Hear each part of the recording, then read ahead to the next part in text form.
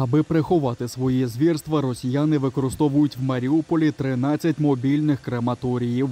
Це встановили в Головному управлінні української розвідки. Окупанти отримали наказ від свого командування зачистити вулиці майже ущен знищеного міста від тіл загиблих мирних жителів. Ба більше, усіх потенційних свідків звірств окупанти намагаються ідентифікувати через фільтраційні табори, а тоді знищити. Воєнною розвідкою України неодноразово фіксувалися факти використання мобільних крематоріїв на території Чернігівської області. Роботу мобільного крематорію противника також зафіксовано у місті Новоайдар Луганської області.